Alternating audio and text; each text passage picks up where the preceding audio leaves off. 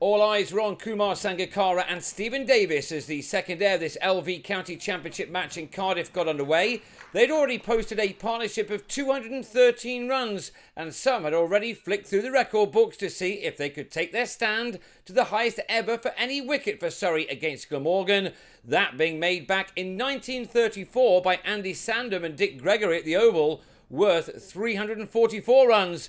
That wouldn't have been of any concern, though, for these two left-handers, who had both resumed with hundreds to their names, made out of a first-day score of 363 for 3. There were some streaky moments in the first hour, especially for the Sri Lankan master. However, there were some more moments of magic as the partnership moved up to 294, Surrey easily registering maximum batting bonus points. A 20-second four off the bat of Davis took the former Worcestershire player to his 150, a fantastic effort.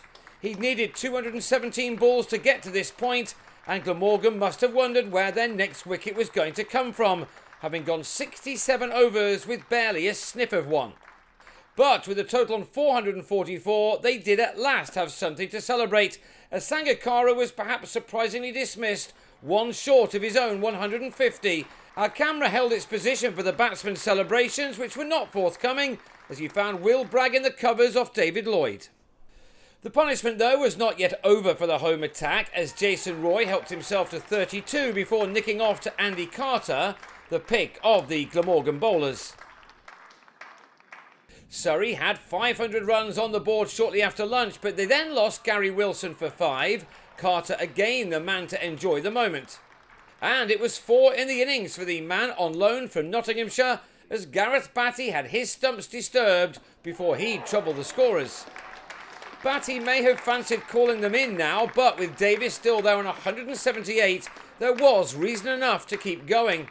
That was already Davis's best for Surrey, beating the 174 he made in Leicester last year, and he was to go on to surpass his best ever, the 192 he made as a Worcestershire player in Bristol back in 2006.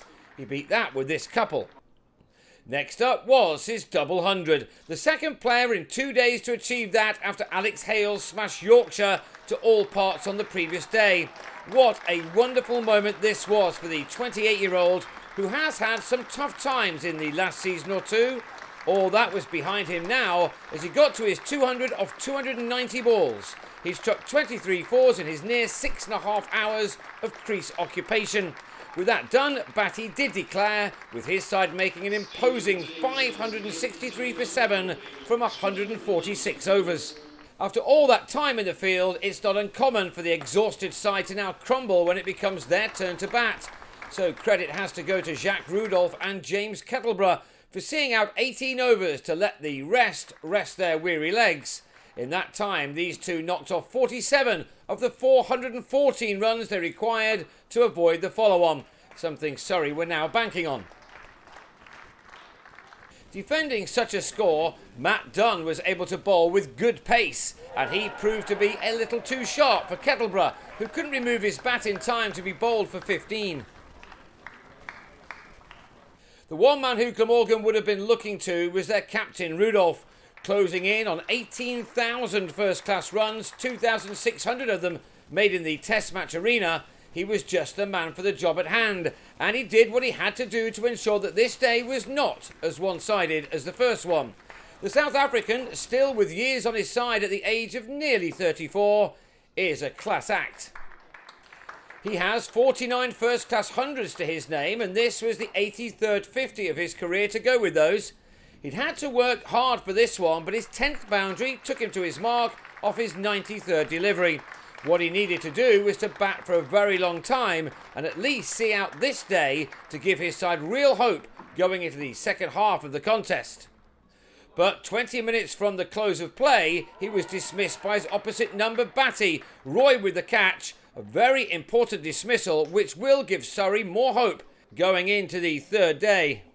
There is a lot of cricket still to play. Will Bragg batted through an hour and a half in making his 19, and he'll resume on the third morning in partnership with Colin Ingram, who has 14 runs to his name.